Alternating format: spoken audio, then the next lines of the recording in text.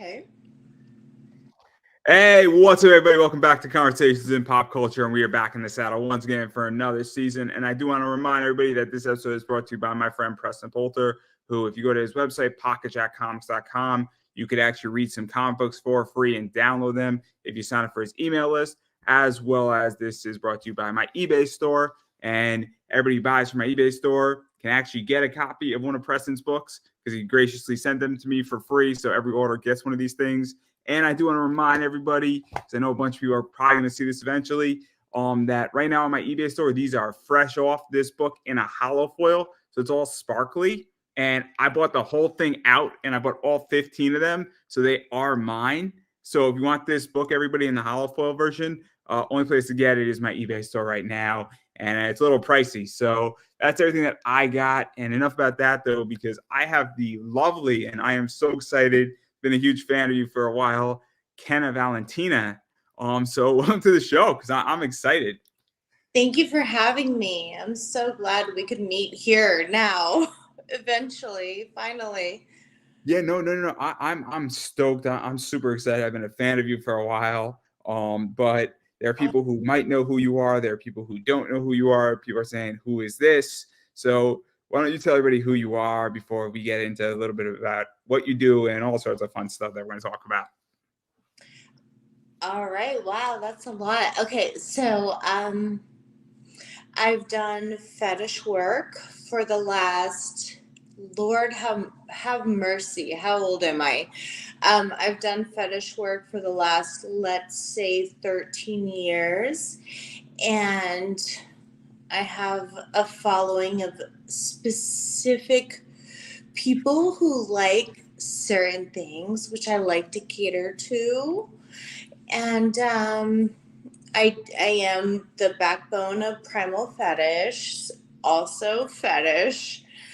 And yeah, we just deliver what people want to see, what they like, their little like dirty secrets.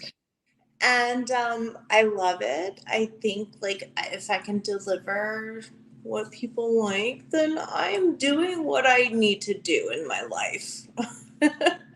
So let's actually talk about this a little bit, because how did you get into fetish work and all that stuff? Because you've been doing this for a while. Obviously, I'm 20, so you've been doing this since I sort of, I guess, discovered you and came across you. And so how did that all happen? Because that whole industry has evolved in the last 30 years in a lot of ways. The internet has changed it. So how did you get involved um, in all that? Because it's so interesting how everybody falls into it. When I was in high school, I said I want to be a stripper. I wanted to strip from day one. Even though I went to college, I wanted to be a lawyer. So I got my degree, my bachelor's degree in like political science, did it. I was already stripping. I already fell into the fetish community only because you meet people and you network, and people are like, hey, would you consider doing a foot video? And I was like, sure, why not? And then it fell into like more like different fetishes, and the world opened up to me. And even after I graduated and got my degree, I was like, I don't want to be a lawyer. I kind of want to stay in the adult industry. So then we were like, my ex-husband and I were like, why can't we do this? Let's do it. And so we started producing videos, and I was in a lot of them, well, all of them. And then we started hiring girls, and I was like, yeah, let's keep doing it. And I mean, here we are. Like, this is how it like evolved. So let's actually talk about this, because I come from the world of comic books. Obviously, I have an eBay business where I haven't produced a comic book, but I produce this show and I do other things. And obviously, I'm not in the adult industry as far as I know of. Um, so I want to make that crystal clear. If somehow I wind up and somebody can point me and points in the direction where I'm in, I'm Yeah, more than happy to star. take it. But all jokes aside, what is that like in actually creating something and controlling your destiny to some degree? Because you go from, I guess, working for a studio, and then you're saying, I want to go create my own stuff and I want to own my studio and I want to produce my own stuff. And then you're putting it out there.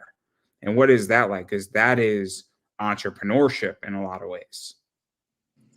Right. I think because we started the business that we have started, I feel like we're in too deep, or me personally, I am in too deep into it because it's all I've known. Like shooting fetish. It started with foot fetish, and then it went into a little bit of bondage, and then it went into a little bit of peeing, and then like it's and fetish. And we built the company, and now the only reason that I shoot my own stuff is because I understand fetish quite well at this point, and I know it. So the people who want to commission works from me, like there are days that I'm on set and I'm like, let me just shoot a variation of fetishes because I want to cater to everybody and I want people to know that I can do whatever fetish you want. But like now it's like I don't There's a lot it's hard. to unpack here. There's a lot to unpack here. So obviously, I mean, this is really interesting because in this stage, obviously, I think we're in an element of society where everything is on the table, what everybody wants. And so, what is that like when you're shooting five different things that five different people want when you're at Primal Fetish or you're at another studio and they want you to do a job because obviously that caters to their audience or that company?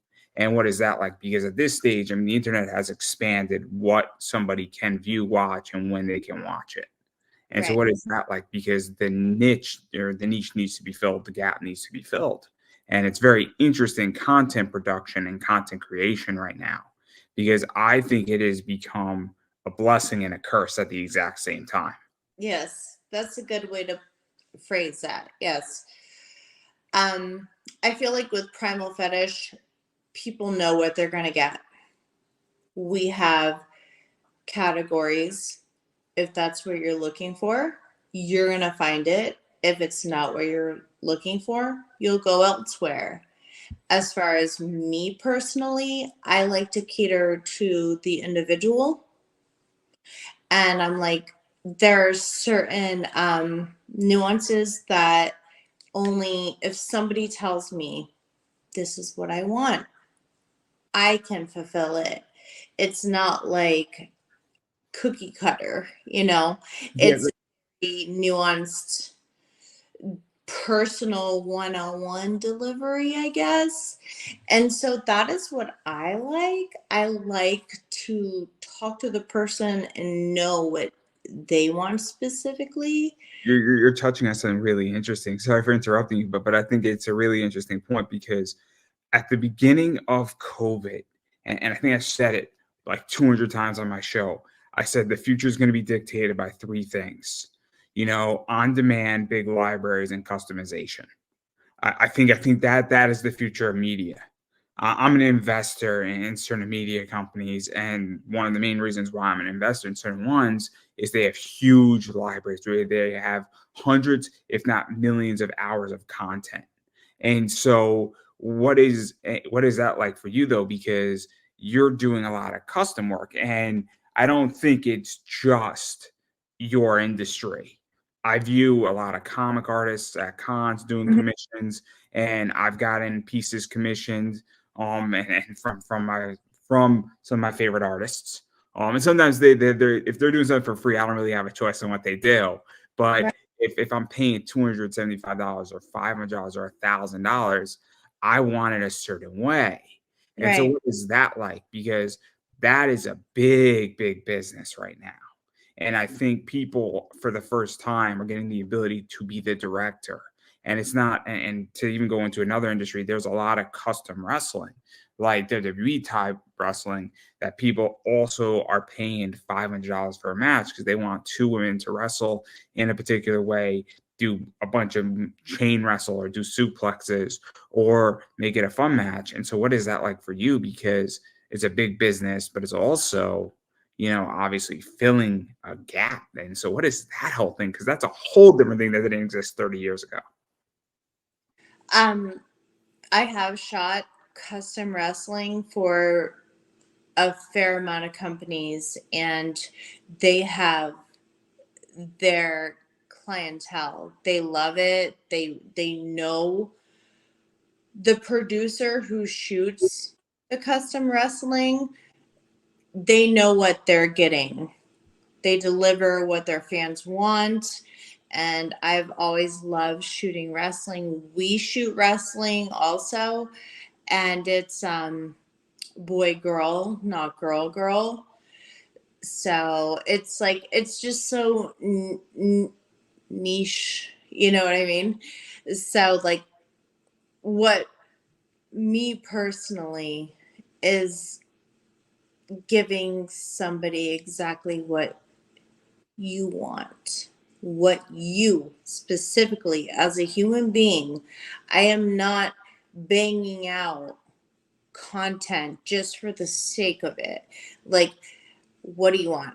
Like, I will say your name and then I'll edit it out so I can sell it, obviously how that works, but it's like it's so personal, and the fact that somebody likes me enough and they want to see me say what they want, say like what their fantasies are and how to like display it and say it, and I like to like Do you find it to be very much a compliment and flattery? oh Because it I so flattered every time somebody is like, even the fact that you have with me like falling out of the scene, so to speak, and then you still like picked up when I wrote you. I was like, hey, I'm back, and you're like,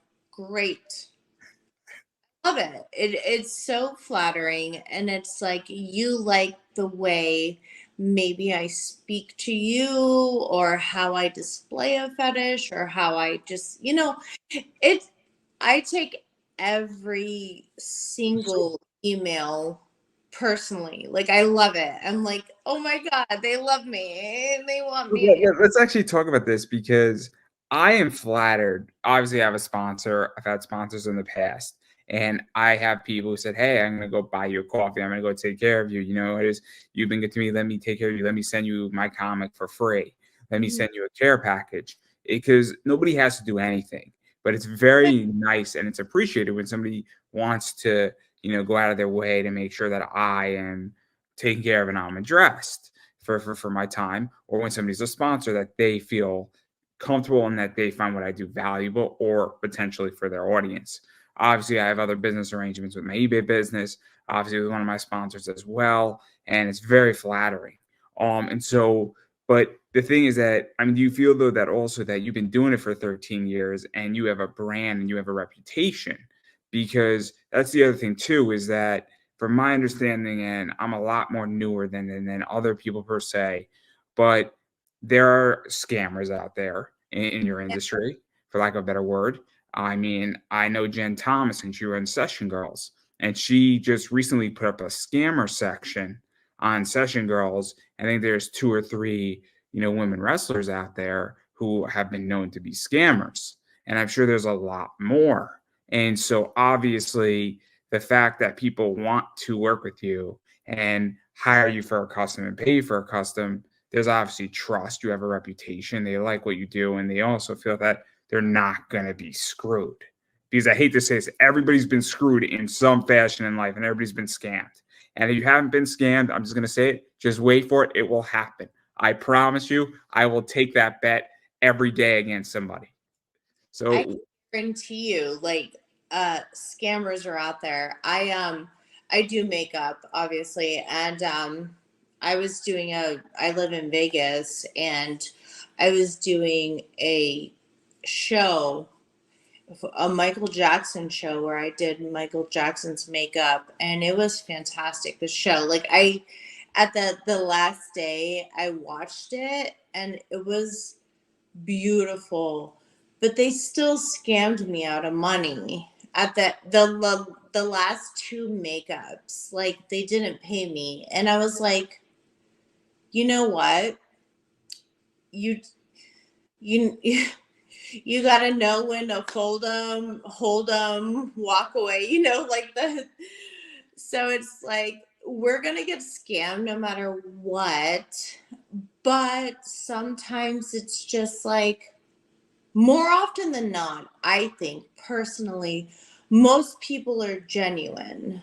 Like, you contacting me and then me getting back to you after so many years, and I'm like, because I'm having a life, and you have life, and like, it's like, hey, sorry, I'm back. I'm real. I promise you I'm not going to scam you, because I don't want to get scammed either. But sometimes it happens. But yeah, I generally, like, people are genuine. I would like to think maybe I'm an optimist, but like, I think most people are genuine. I don't know, but there's a lot of scammers out there too. I don't know. I just know that the industry I'm in, and also maybe I'm jaded, because when you go through a pretty business expansion, more problems occur, without a doubt. Where when you go from 0 to 60, and in the last 9 months, I've dealt with more problems in my business and more dishonest buyers on eBay than I've ever dealt with before. And I don't know if they were always there, but the volume increased, so naturally everything else increases. So if you go from selling 6 items to selling 60 items in a month, you're going to have statistically more problems. It's just the law of numbers. So Right. I could be jaded, where I think that it could be that things will eventually settle down. Also, I understand when something looks too good to be true. I've had that situation where when you know it's bad, and you're like, this isn't going to end well, usually there's a good chance that it won't end well. But I'm also of the position where, if I want to participate in society, if I lose collectively every 10 years $2,000 on scams, it sucks, but maybe that's the price of just being part of society. Yeah, I don't know. I Where that it's the cost of doing business, really.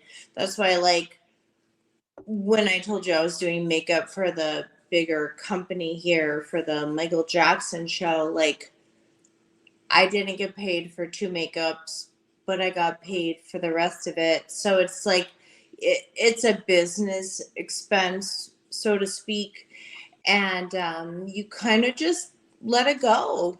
Like, I don't stay awake at night thinking of it, and there's always going to be people out there who have ill intentions and who aren't great, but at the end of the day, if you're doing what you truly care about, and let's say 80% of the time it works out, then you're winning.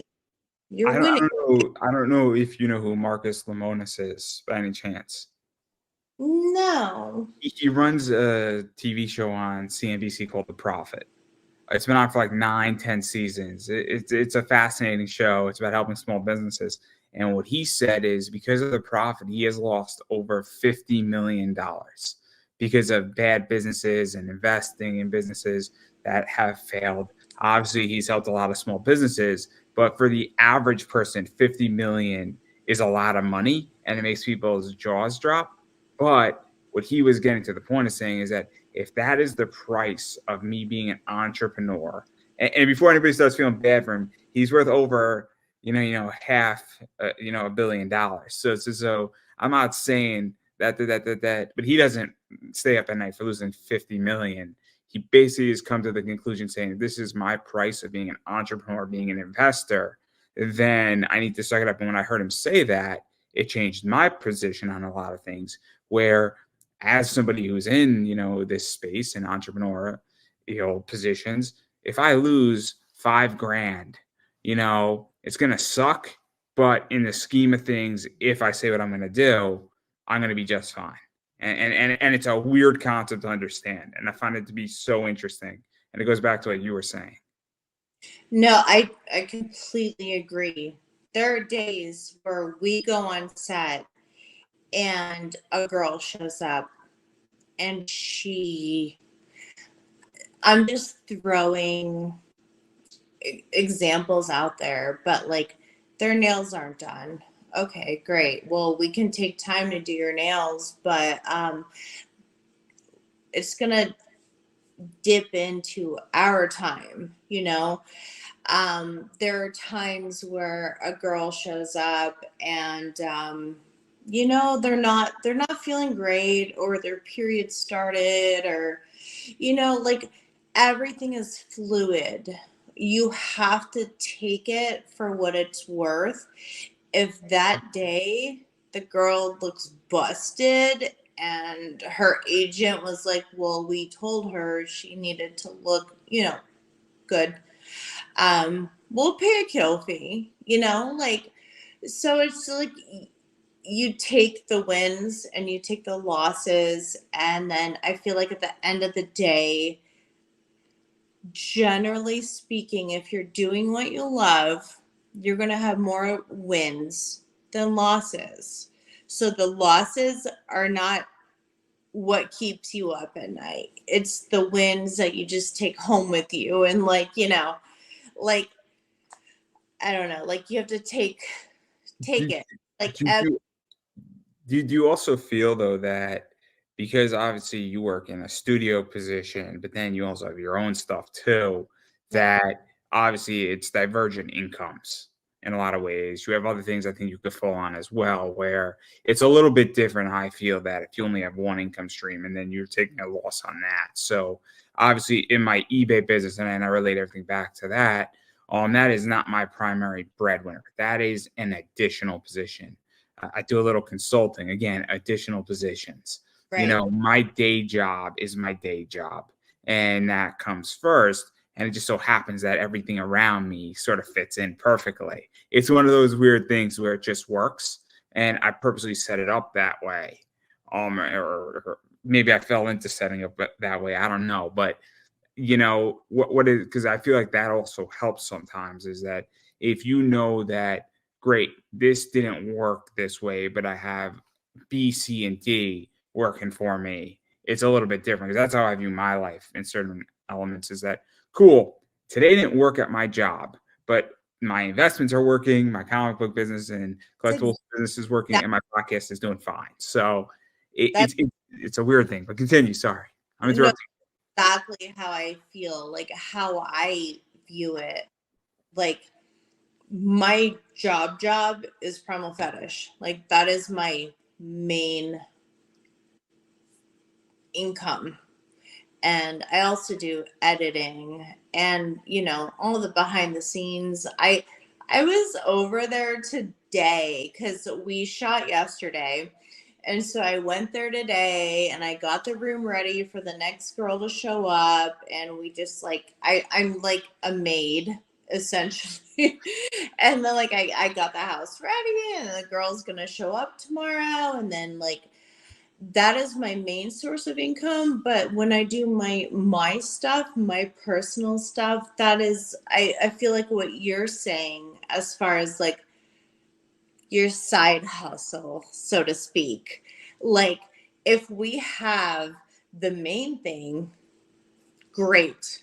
The side hustle is the additional thing. And for me, the side hustle is like my personal what I enjoy, but I gotta keep my shit going, as far as promo fetish. Like I have to.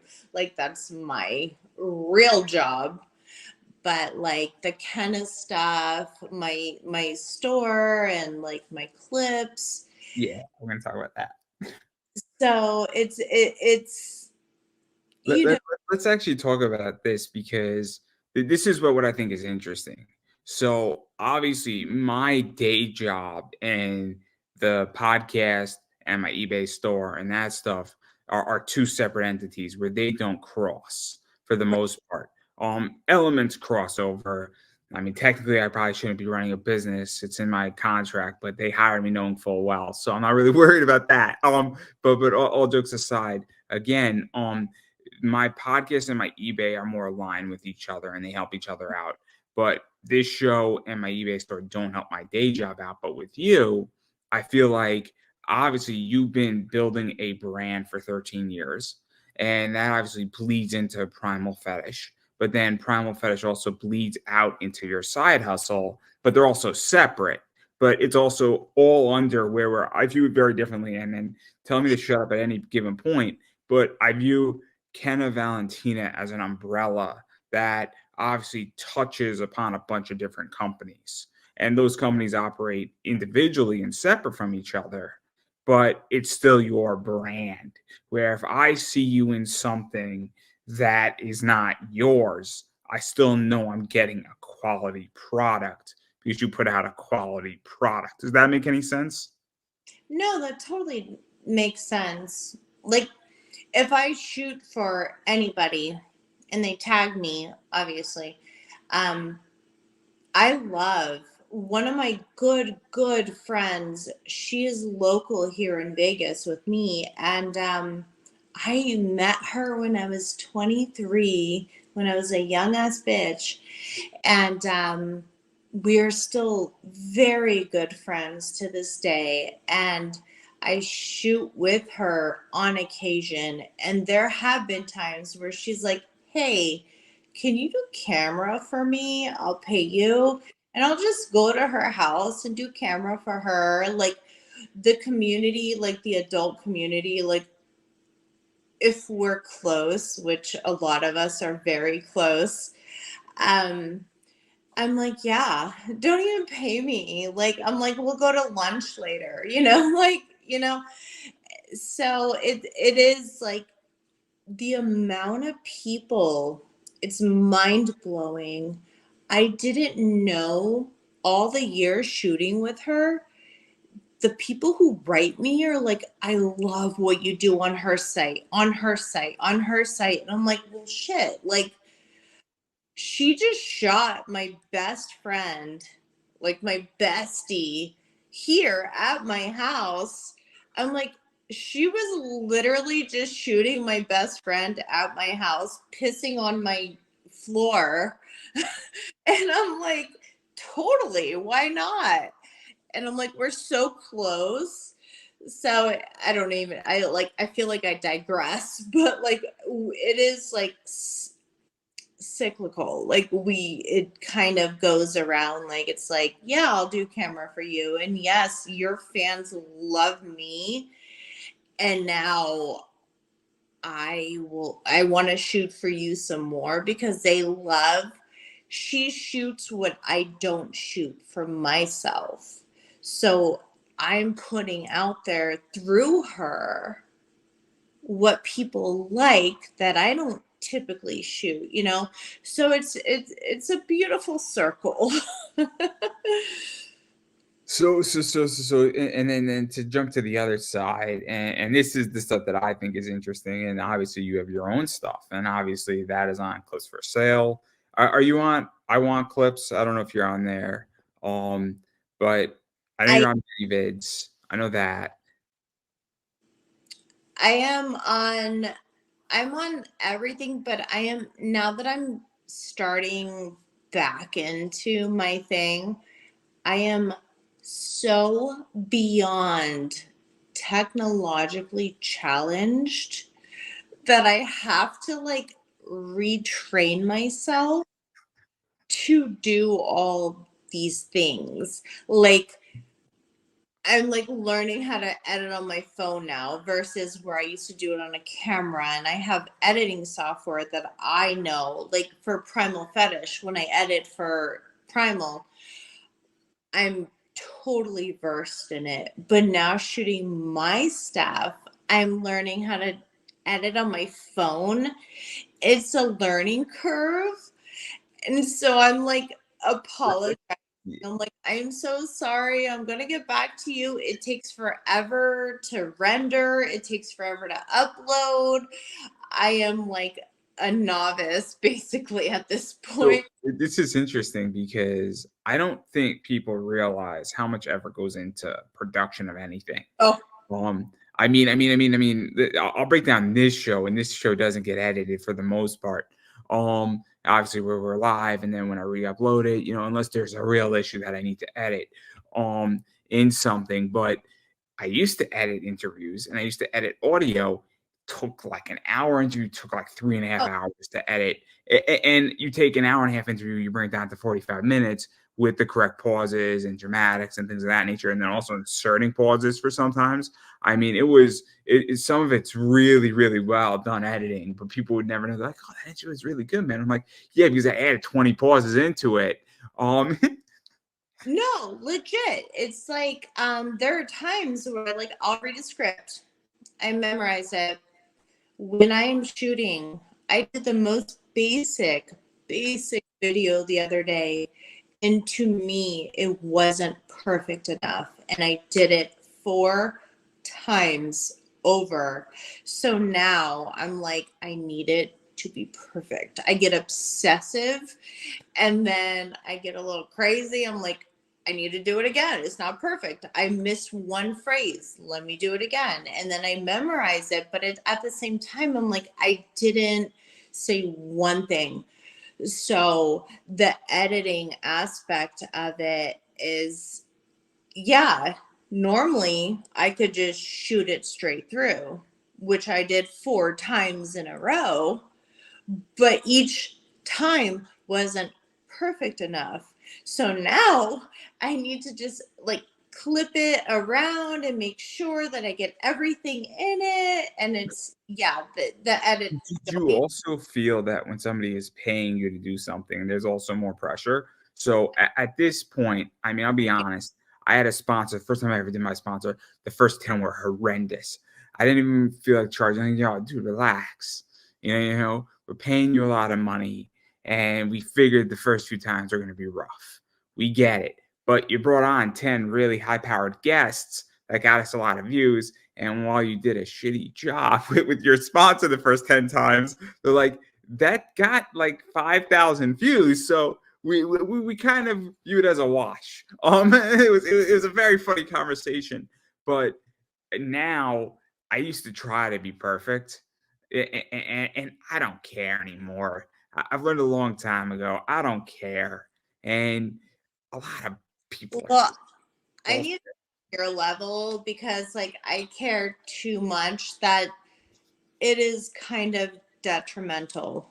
Like to the point where like I'm such a perfectionist. Like I'm like, no, I need the wording. I need everything. See, it's interesting. So I'm gonna ask you a question about my show. Just curious what you think, and then we're gonna swing right back into your stuff.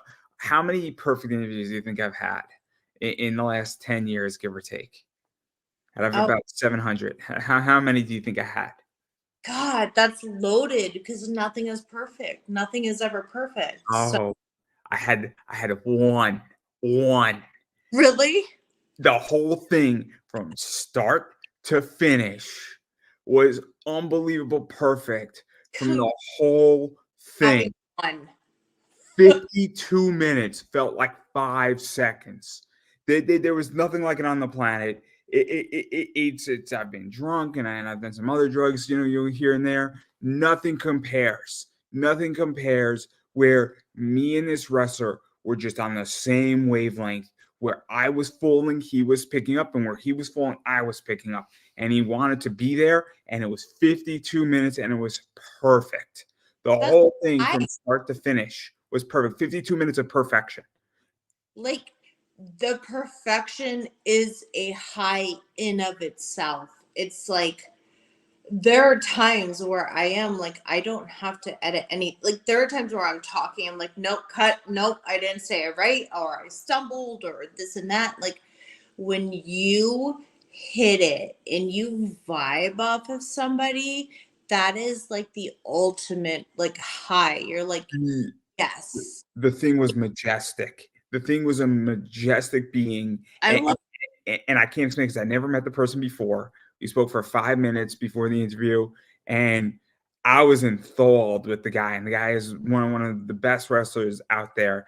I Um, the, love the, he played something off brilliant. So he was wrestling on the Indies, and he comes out as Brother Greatness. So he comes out with the church basket, and this couple just had a brand new baby.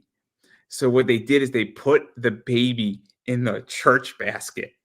Meanwhile, like one of those long things, and he didn't know. He thought it was a doll. And meanwhile, he goes to the ring and he realizes when he's in the ring, it's a kid. And this should have been the moment of the year in wrestling. This should have been the moment. And the fact that it wasn't, he was robbed because everybody on the internet during that time period live was like, this is the most brilliant thing in wrestling that's ever happened this year. Because it that. was, and that's how I said, dude, I have to interview you. I don't care how much it costs. I have to interview you. And the whole vibe of the interview, from the way I asked down to the 52 minutes and afterwards what we were speaking at, was just perfect. It was just somebody wanted to be there, and the Yeah, wavelengths were there, and there's nothing like it. So that's incredible. Like, it same with like when we do shoots. When shoots go, we don't have many retakes, and we just like, it's like yesterday, this girl was Russian and she was stunningly gorgeous and beyond flexible. And we started, our shoots are no less than 7, 8 hours. We banged it out the whole shoot in less than 5 hours. And I'm like, this is what perfection is made of. Like, it's a high. You can't even explain it. You're like, we just vibed. We just like did it. We did the thing and it was perfect. It was like, you know, so I totally get it. oh man, the way you just said stunningly gorgeous and flexible. Oh my god. That's gonna be my ringtone. I'm gonna make that my ringtone. It's gonna be like stunningly gorgeous and flexible. Oh And my god. she is Russian, and in my spare time, I like to learn some Russian phrases because my cat, I like to yell at her in Russian, like call her a fat cat. And so I was actually honing my Russian skills with her. And she lives in Spain. And I'm like, I want to move to Spain. I'm like, you're literally ticking every box in my life. Not only are you like teaching me Russian and you live in Spain where I want to live, you also performed flawlessly. Let's recap here. How? The pen, guys. The pen. Want to make that crystal clear. Sorry, it's my favorite joke. So she is a Russian living in Spain who's stunningly gorgeous and flexible, who performs flawlessly. Yeah. Yeah. Maybe I should get her number. I should have gotten her number as well. No, it was great. It's like when like what you were just saying, like when something just flows so seamlessly, it's beautiful. You're like, I couldn't have planned this better myself. Because when you plan something, it normally doesn't go right. But when it goes well, forget it. You're like, how is this possible? I love it. I love it. I am speechless, everybody. No. I got plenty of words. I got plenty of words left. So many things I could say, so many things I am choosing not to. So many things I could say about this whole thing. I am still stuck at a Russian living in Spain who is stunningly gorgeous and flexible. I am stuck at that level. But Well, anyway. it'll come out kind of soon, I think. What would you say? What'd you With say? that video will, I think it'll come out relatively soon on Primal Fetish, but I told her, I was like, you you make me want to go back to yoga. The membership that I pay for that I never go to, I'm like, you make me want to go to yoga. And it was just like, I don't know, it just vibed. It was so nice, and she was great. We shot her for 2 days, and you know, things like that really make your day great. You're like, this is why I'm doing what I'm doing, you know? Yeah, no, I get it. When I have a good interview, I get it. I get it. When I have a good interview or I have a fun interview or I'm punching way above my weight, way above. I know when I am punching above my weight and I am treated like an equal. It is fun. And I've learned that the interview does not need to be perfect because at least I'm at the table. At least I'm at the table and I brought plenty of people to my table too. Yeah, Um, it's, and I really enjoy bringing people who are just starting out. They're like, "Oh, I have 100 followers on Instagram. You want to interview me?" I'm like, "Yeah, I do." You're like, "Why?" It's great. It's absolutely wonderful.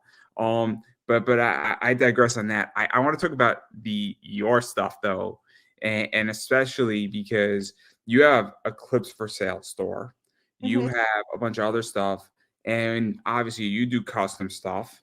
And my understanding is that everybody does customs differently where some people put that stuff out afterwards and it becomes public content maybe with a few edits here or there, and then other people also just harbor a custom and a custom is a custom and it's not for the general public.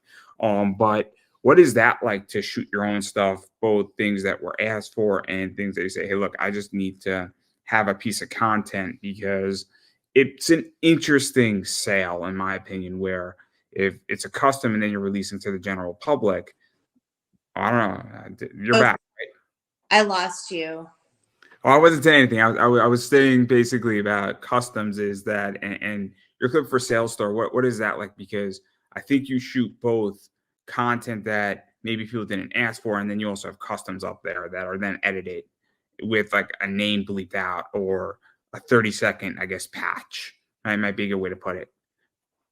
Yeah, typically, I don't take that many customs only because sometimes they're so nuanced that I would rather shoot a video that may cater to a certain fetish versus like the pressure that people I put. want you to do this, and I want you to turn left at this angle, and then have a drop shadow over there, and then make lightning shoot out of your eyes, and then eat a Yeah, like yeah.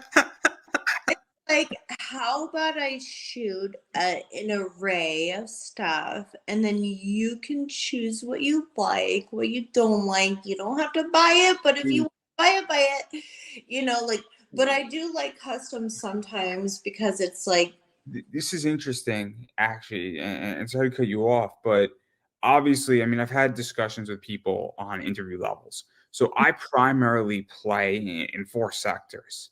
I usually play in cosplayers, voice actors, wrestlers, and comic writers and artists. And I take more of a direct and maybe this is a bad analogy to use right now, but I'm gonna use it anyway. There are two types of weapons. There's a sniper rifle, which is a precision point, thing where you're mhm, trying to hit one target and that's your objective, or you take a shotgun approach where you don't know what you want to hit, but there's 5 birds there, and you just Ladder. hit one, and you only need to hit one. And if you hit all 5, great. Look, But I I got think it in a little bit. I think though that there's merit to both. I really do. But what is that like? Because I think sometimes, especially in fetish and in porn in general, and adult industry, I think sometimes maybe taking a shotgun approach is a necessity because you don't know what's gonna hit. I hate to say that, but like, I think there is merit to that unless you really are gonna get niched down and niche down specifically, and you're just gonna live or die with your niche. I love customs as far as there are things sometimes when people write me and I'm like, I would have never thought of that. So if let's say you like write me and I'm like, oh my God, that's really Great. cool. There are people in my family who are going to see this interview. Great. No, That I have to plead the fifth at Thanksgiving. Thanks. no, I'm just, for example, like you, like anyone, Jill Blow writes me, and I'm just like, wow, I never thought of that. That is such a great idea. Cause I'm old school. Like I write everything in a note. I have a notebook, pages and pages, and I have notes on my phone, pages and pages. Like I will go through on shoot days and I will pick 5 things. I'm like, I'm going to shoot this variety today. But if somebody writes me and it was like, I want this, I was like, wow. In all my pages of ideas, I never thought of that. Like, that's genius. Like, that's great. Like, there's so many like benefits to like I do like customs. I just don't like when people are like, get it to me now. And I'm like, I am a human being with an actual porn job. Like, porn is a lot of Do you feel that the expectation is a little complicated? Because I'll put it this way. So what's happened in my eBay business is that sometimes a book is delayed by 2 months or 3 months. In comics, you have to order 60 to 90 days in advance. For those who don't know that. So I order previews about 10 weeks before they come out. wow. So but I'm always getting like a 45 to 50% discount. Uh-huh. So it's just the way the business works. So I have books that I have bought that I won't see for legitly 20 weeks, but they sell out. And so now I sell it, and my clients have to understand that it's going to be 10 to 20 weeks. Hmm. And it's that nobody else has it, but there's always like, I don't have it now. And then they open up a case on me on eBay, and then eBay is going to side with them, and I'm going to lose that case. Of course. So yeah, I'm like, fine, you have your money back, but the expectation is I'm not Amazon. I don't get you your item in 2 days. We are Okay. beings. That's a thing. I feel that. So if I'm to order a custom, right? My whole thing is that if you say, "Hey, it's going to be 3 weeks," I'm like, "Cool." Now in 2 weeks, I'm like, "Hey, where are we at with this?" I don't think me asking a status update is imposing. If I'm asking every day, it could get a pain in the ass. But if I say, "Hey, I know it's due in a week. Where are we here with this?" Or, "Hey, it was supposed to be here yesterday. Where is it?" And he's like, "Oh man, I'm so sorry. Something came up, but I'm gonna get it to you Saturday, Sunday night." I'm okay. But then when it starts not showing up, I start getting antsy. But Well, totally. That's understandable. And the thing is, I respect everyone's money. Like we work, we make our money. What we spend our money on is very important to us because we make that deliberate decision to spend it on this. And so I give a time frame. Like I say, I will shoot it I typically try to do less than a 2-week turnaround. But with my shoot schedule with Primal, I'm like, I will like the last batch I just shot, I was like, I will have it to you between the 20th and the 24th, like a 4 day period. And I totally like this guy that I shot the custom for, he sent me a sad face. And I did a little like preview for him. I was like, "Hi, I'm shooting your custom." I didn't even send it to him. I totally just got so wrapped up and I was like, today was the 4 day mark, so I'm not late.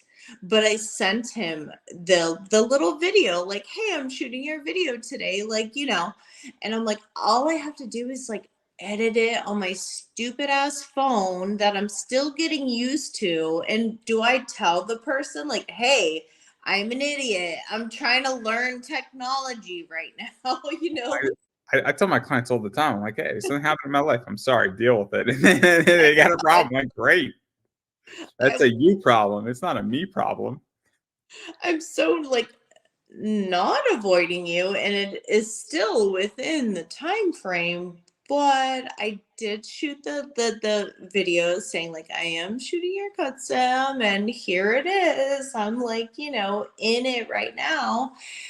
But yeah, like the pressure sometimes, because no one wants to get taken advantage of. Nobody wants to send money and then be like, wow, I was scammed. That's a shitty feeling. I would never want to put anyone through that. And I don't want anyone to think that I'm doing that. But at the same time, I'm a little busy sometimes. So that's why I'm iffy with custom sometimes, because I'm like, I can't deliver, like, I'm not a robot.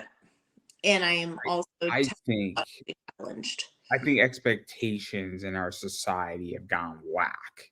I really do. I really do. We Um, want gratification. We want to oh, click. I mean, it's insane in which that. So I look at a sponsor, right? It's this instant gratification position. I just had Sasha Nakamoto on. She is a VCam AI thing on StreamMate, and she's their spokesperson for hentai.com. Amazing interview, trippy interview. I approach a sponsor and they're like, oh, you don't have the views. And I'm like, but you got to realize that my stuff gets content, it gets views over time, but they want 10,000 views today. And I'm like, great, here's a show for you to be on. And like, oh, we can't get on that show. So you want to come on my show, or you want to sponsor a show that has 10,000 views, but they're going to charge you $1,000 and they're going to keep you up there till you get the 10,000 views, and then they're going to shift out the sponsor.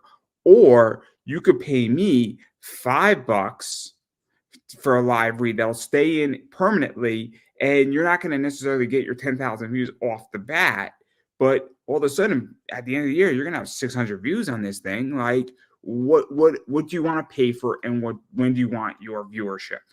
And Yeah. it's insane, and I think everybody's out of whack on it. I really do, because I don't think people understand that if you want 10, 100, 200,000 views, you got to buy that, and it's expensive. They want 10,000 views on for a live read for $5, and that's just not a reasonable expectation.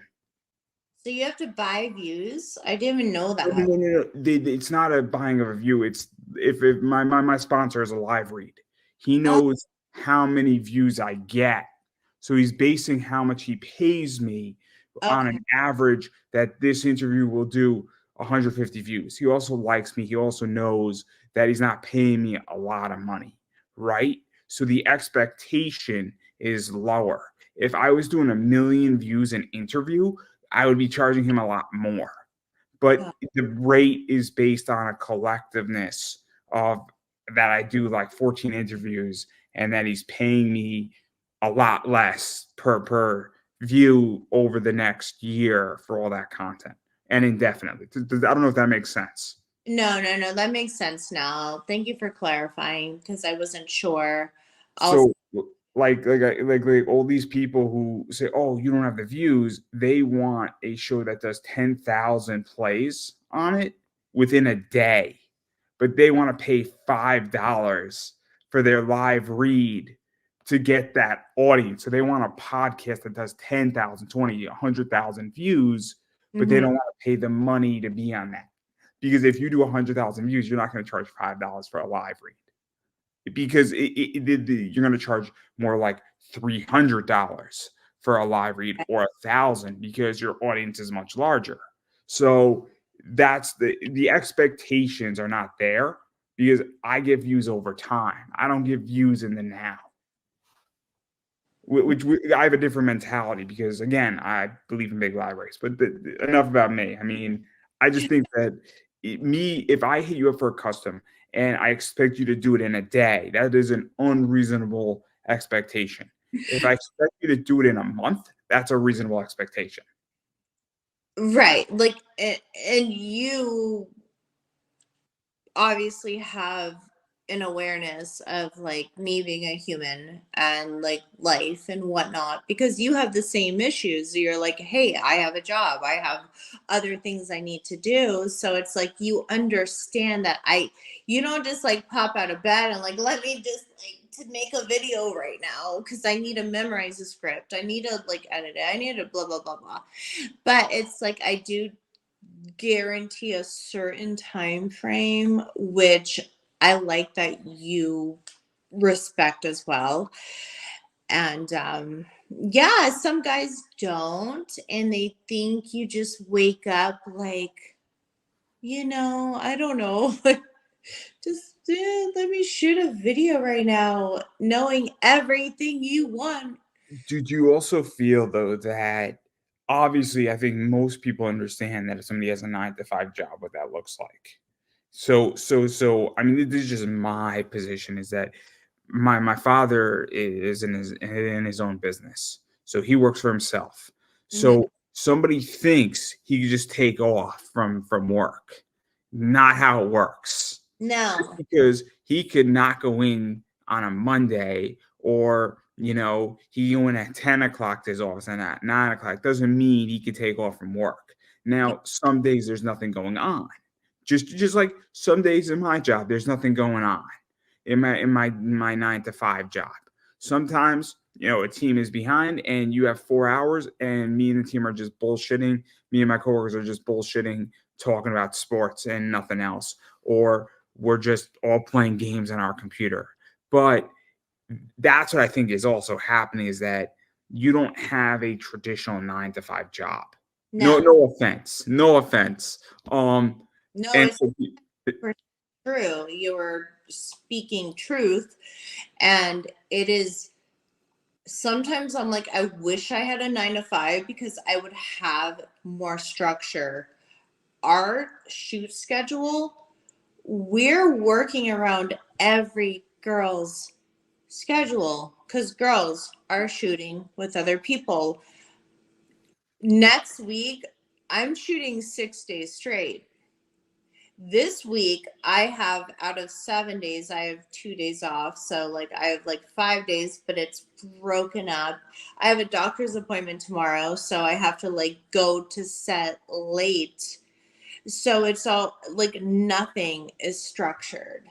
And so for me to pick up my Kenna shooting, I am working around multiple models, primal fetish. Like it's like there's nothing. So I'm like, if I'm like a week late with a custom, which I try not to be, but it's like you have to understand that it's like everybody has a schedule, like it's I think what it is that I think people don't understand. I think people are just not considerate, and I think people are just not in business. I'm in business, and shit happens in business. I got to get my books out to people that they ordered when they come in. I have to keep moving forward. Obviously, I book people. I get that shit happens. You know, yeah, I'm scheduling 3 or 4 people a week on my show. So I understand what's people's time. I understand commitments. I understand that, hey, this person is having a bad day. They're running late. Can I move you up ahead? But like, yeah, of course. I'm like free anytime. Or, hey, I'm going to be 20 minutes late. I was like, oh, dude, don't worry about it. Shit happens. I get it. Where somebody, hey, man, I was letting you know I'm going to be 25 minutes late, I'm sorry, but you're going to have to deal with this. And then other people, you know what it is? If I know something's not happening, it's not going to happen and we're good. So it is what it is. But I'll say this very nicely. Also, people sometimes are just not socially adept. Yep. I won't go on to the soapbox, but yes. I'm fortunate enough that I'm very socially adept. My uh, friends my friends got a socially adept education from me. They were not socially adept and they are now. So some are. Sometimes it's nice to keep people in check because like I have a potty mouth and I'm being very like civil, but it's like, what the fuck, bitch? Like, what do you think I am, a robot? You know what I mean? Like, I give me a goddamn break.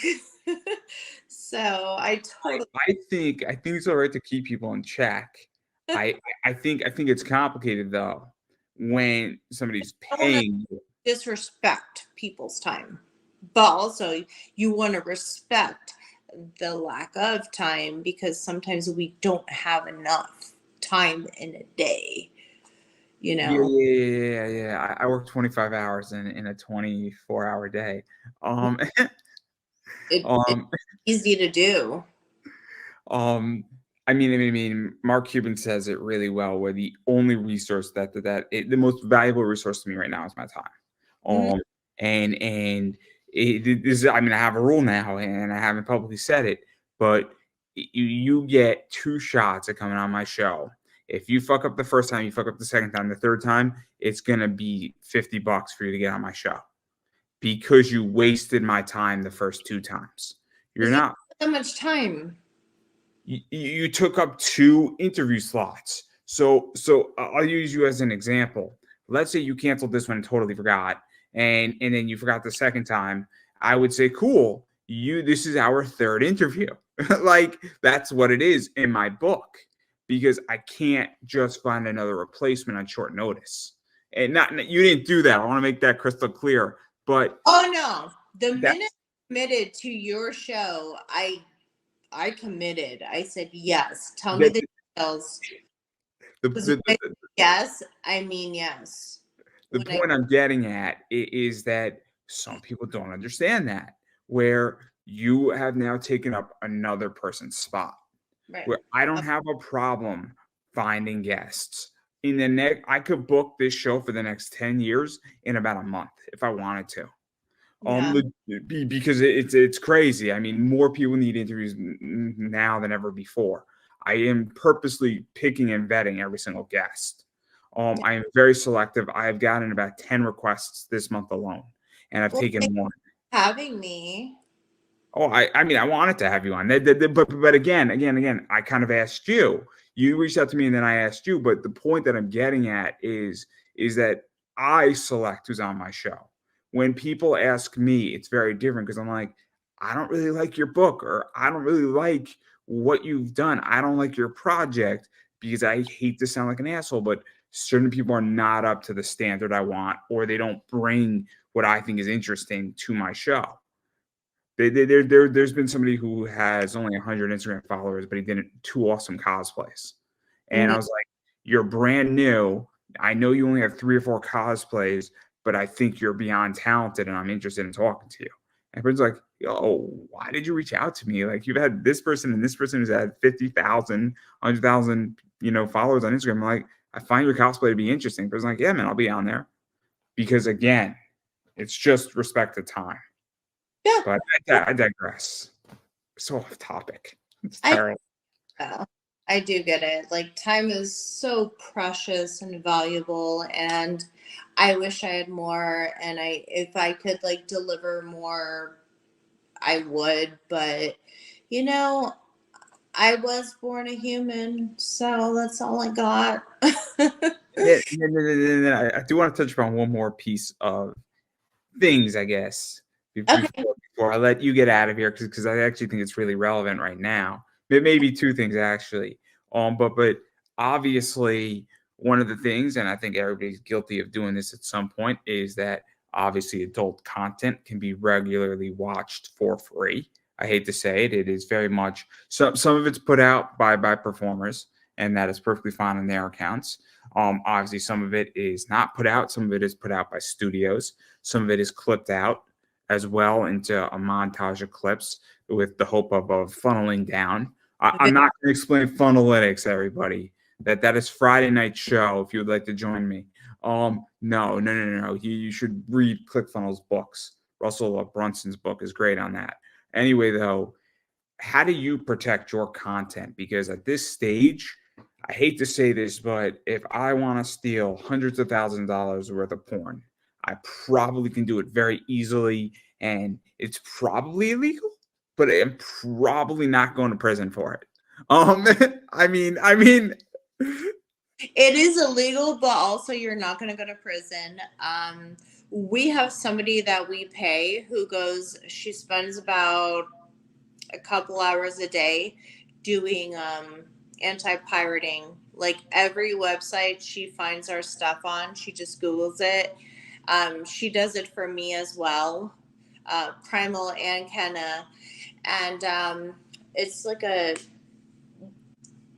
DNCA type of thing. I don't even know the term, but she submits it. And so it's like a cease and desist, basically. So we have somebody daily taking it down. It's a never ending battle. Like, we're pirated daily. So, as far as like, yeah, you can find free porn. And that's one of our things. It's like, you can watch a blowjob anywhere. You can watch someone like getting fucked anywhere. If it's your fetish, then you're paying for the fetish, the nuance, the like what you want. So then that's the difference. Like I could like log into like I don't know, log in. I don't have a login. But like let's say like X videos or whatever. It's like, yeah, you can find anything in the world. But if that's not what I'm looking for, then like that's the nuance that I feel like I personally like to deliver. I like to deliver like the not just generic. so let me ask this because I'm a big anime and manga fan, and I can read manga illegally. I also buy a lot of manga too, for a lot of reasons. I'm a big Crunchyroll fan, and I pay for Crunchyroll legally, but I also buy content because I want to own that content. God forbid something happens and somebody says I'm done, right? And they take all their shit down, and I don't have a copy of it, digital, physical, whatever it is. So, like, and even tabling the adult stuff, like, there's certain animes, there's certain comic books, there's certain mangas that I want a physical copy of. Because if I have a physical copy, something where I have a digital copy saved on a hard drive, you can't take that away from me, even if you want to. No offense. Once I have a paid downloaded copy onto my computer, You own it. You I have bought that. you own it. I mean, I own the copy. I don't technically own the content. But It's like going old school buying a DVD. It's like, well, it's my DVD now. I can watch the video whenever I want. Like let's get like primitive here. But I buy Blu-rays for that reason of content that I want because I'm always terrified that somebody might take something down I want. Not saying they would, but if I love and and it's kind of along the terms of like supporting small business. Like I love like here in Vegas, like I know everywhere they have it, but like they have farmers markets and craft fairs. Like I go to these places to buy gifts for people for various occasions, whether it's the holidays, birthdays, whatever. Like I would rather these artisans, like I would rather buy their stuff to support them because it's quality. I love it. It's beautiful. And I'm supporting someone. So it's kind of along the same lines. Like, you like what somebody is putting out there. So of course you don't want to lose it. You want to own it so that you have it. It's interesting that you touch upon that because I'll throw something out where let's say you like an adult star, a porn star, a fetish star, whatever they are, a Yeah. wrestler, a fetish wrestler. I don't whatever how everybody And defines it is up to them.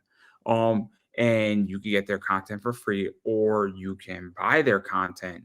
I mean, there gets a point where don't you want to be supportive? I mean, because if you don't support something, it tends to disappear. I mean, if everybody took your content, paid for it once, and then there was a big exchange, and I'll buy this one, John will buy that one, Tom will buy that one, and they all traded versus all of them buying the clip individually, all of a sudden, I mean, you made some money, but it might not be lucrative anymore. It might not make economic sense for you. And then you say, you know what is? I enjoyed what I did. It's great that it's out there, but it's time to do something else that will make me money. I mean, it sounds weird. Like I'm fortunate enough with this that this is a research arm for my eBay business. So it is kind of built into that. And also to run this is only $240 a year. So if I can't find $240 out of my paycheck to do this show, then God help me, I'm fucked in life more than anything else. But that's what I never understand is that why, if you like something you find value, why wouldn't you want to support it? and like clips typically, like, it's $1 a minute ish.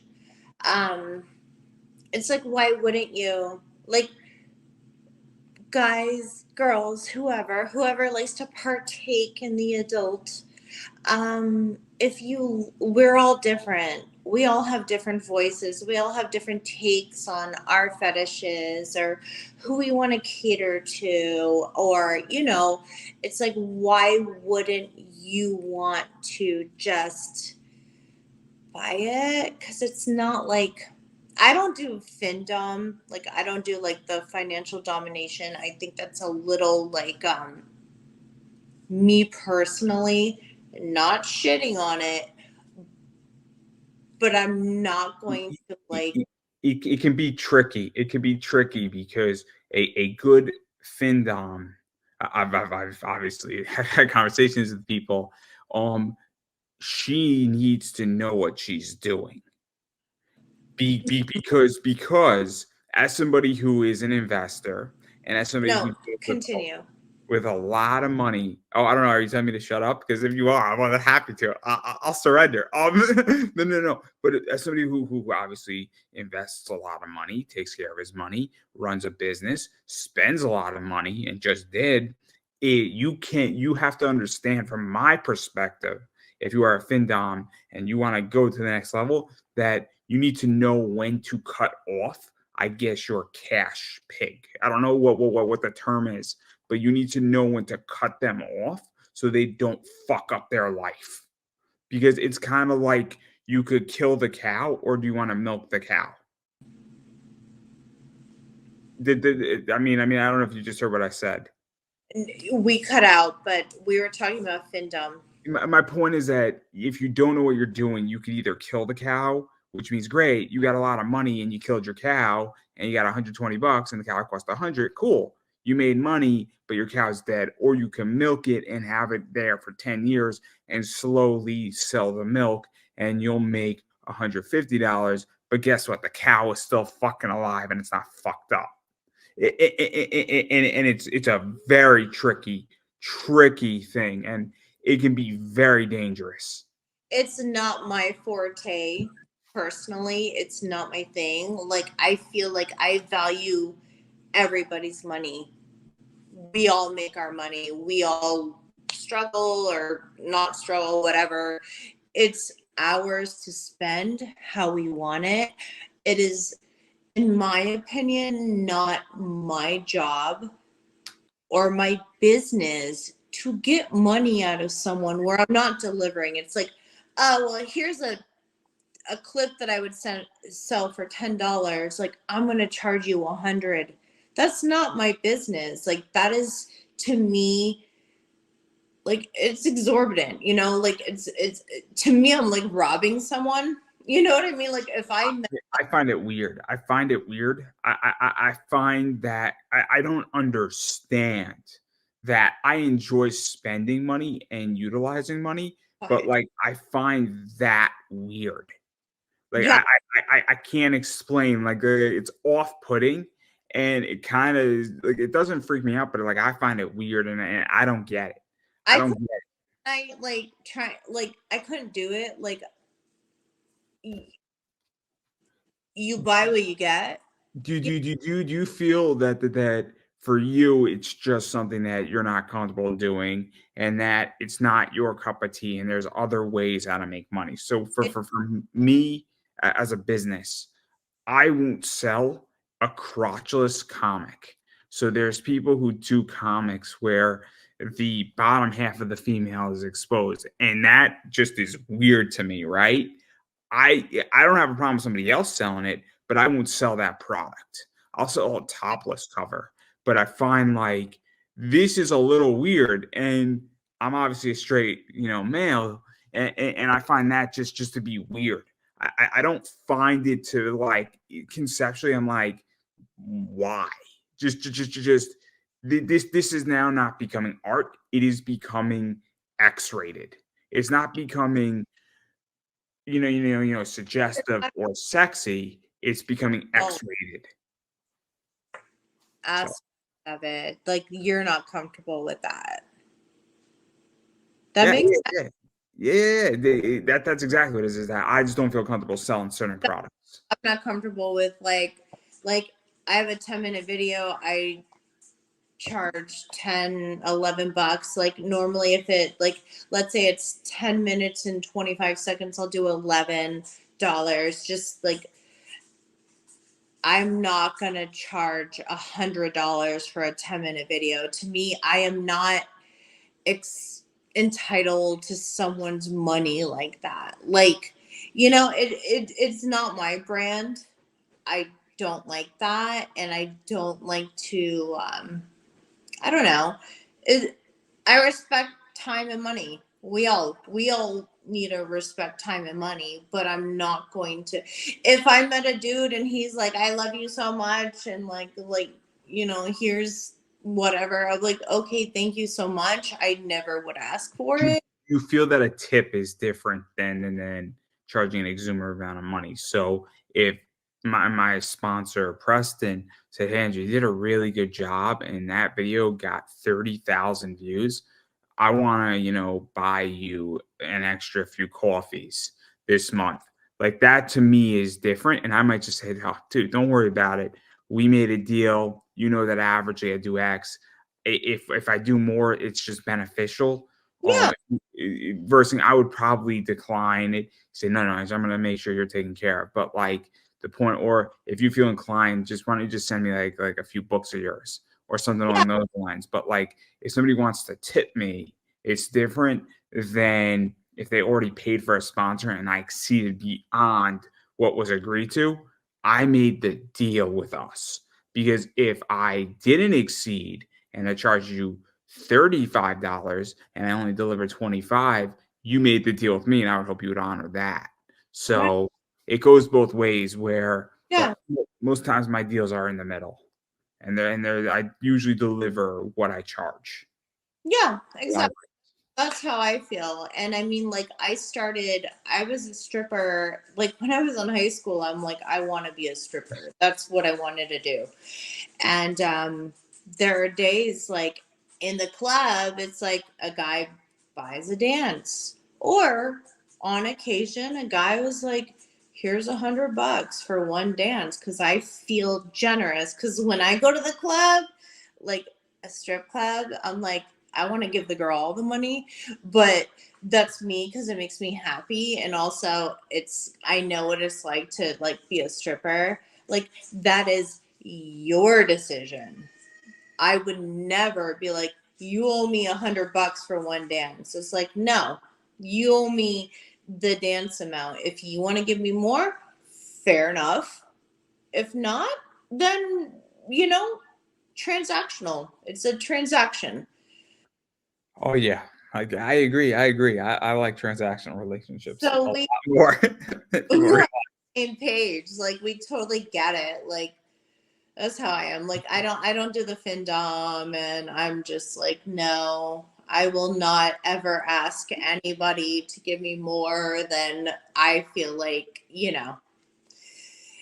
is warranted, so to speak. No. I get it. I get it. I was speaking to somebody, and she called me a cash king, and I was like, okay, okay. And I'm like, it was a very very fun conversation. She gave me some good investment advice though, and she was I kind of mean, right. So those girls, I'm sure they're making a lot more than I am, but it is not what I'm. no, I It, don't know though. I don't know it's not. where. I think they're not making as much as people think they're making. I have a pretty good idea. Oh, I know a lot of people. I know a lot of people. Um, like that's not my thing. the reason why I don't think they're making as much because I think their lifestyles don't match what they're bringing in. Meaning that they're spending it all and not investing it all. Um, but That is definitely a rookie mistake that I feel bad that if they're not investing or saving and whatnot, like not my problem, but no all problem either. my avenue because that's not what I do. So yeah. If you make real money, and this goes for everything, you have to learn how to use your money to make you money. That's all I'm gonna say is you have to use your money to make you more money because Right, if right, right. if you respect your money and you treat your money right and you treat it the correct way, it will make you so much more money than you'll ever imagine. And having good index funds, mutual funds, and stocks that pay dividends are some of the best employees you will ever have because they work 24/7 and they never complain. Um, I mean, I hear that. I have a Roth IRA, SEP IRA, like all the things. I have individual stocks, I have index funds, I have a Roth, and I have a 401k. And See, like we we don't gotta scam people. I feel like it's a scam. Like it's kind of like give me more money. It's like I can't do that. I can't in good conscience like be like give me more than this video is my time. I'm gonna spend 30 minutes doing my makeup. I usually go to the set because I have dogs, so I can't shoot at my house. So I go to the set. So it's like even for I know exactly what I'm worth, and I know exactly what my time is worth. And and I won't charge any more than that. It's a set fee. Like I mean, I charge for certain things, and as I progress, like my consulting fee on certain topics is off the chain. It's off the chain for a reason because I don't want to do it. I don't want to do it. And that's why it's expensive. I hate to say it, but like I'm expensive because I don't want to do certain things, but I have knowledge in areas, and I'm like, great. So if you want to pay me $500 an hour, fine, I'll do it. But I'm not going to do it for 100. no, if somebody asked me for something out of my comfort level, if I would do it, then I would give a lot of like it would be more expensive than I would expect anyone else to pay. And I would hope they say no. And if they say yes, you're like, fine. And like Do it. What a shame. I'm it. stuck now having to do this thing, and getting paid triple what I would normally charge. Oh, what a crisis. And then okay, yeah, I'll do it. And then sometimes I'm like, no, no, just no, I can't. But sometimes I'm like for the right amount, but more often than not, like people won't, they won't, and I'm like good because I didn't want to do it to begin with. And But my then phone is about to die, so I don't want to lose connection, and I don't want you to think like I shorted out on you. so at that point, I mean, we could talk for a while, but I'll let you get out of here. But before you do, I do want to give you a chance to promote yourself because I know you got a lot of stuff. I know you got clips for sales, many vids.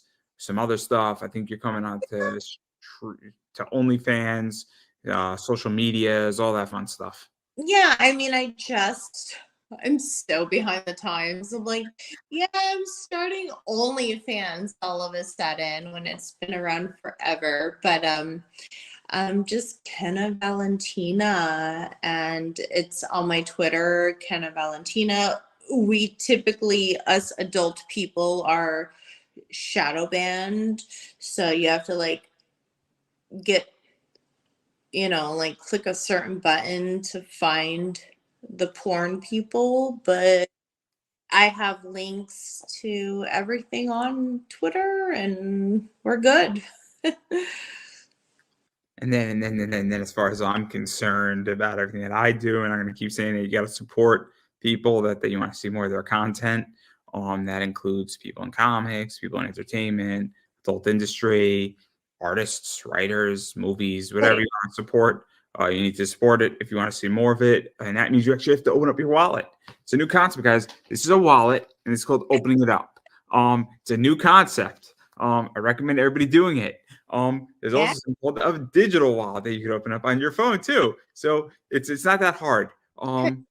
But anyway, a dollar goes a long way. A dollar goes a long way. It's But a, anyway, obviously about me, I am Pop Anime Comics on X/Twitter, Instagram on Pop Anime Comics, Facebook on Pop Anime Comics, YouTube on Pop Anime Comics. I got a lot of content out there, guys. I got like 1,200 videos on YouTube.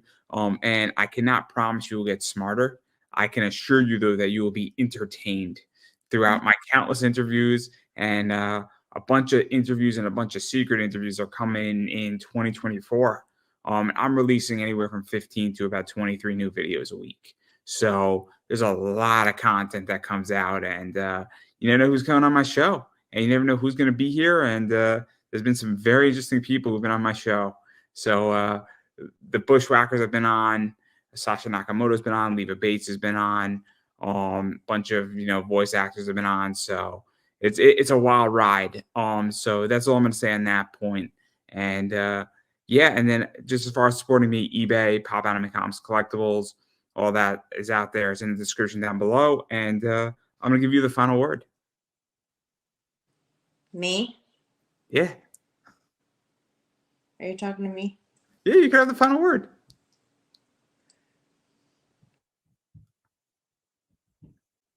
I don't know. Did you just freeze? Oh no, I think she just froze. You can have the final word. I mean, do you want the final word?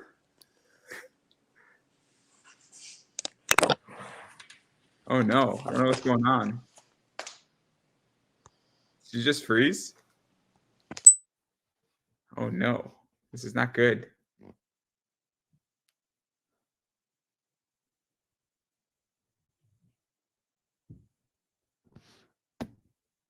I think she just froze. Or her phone just died. I'm not too sure which.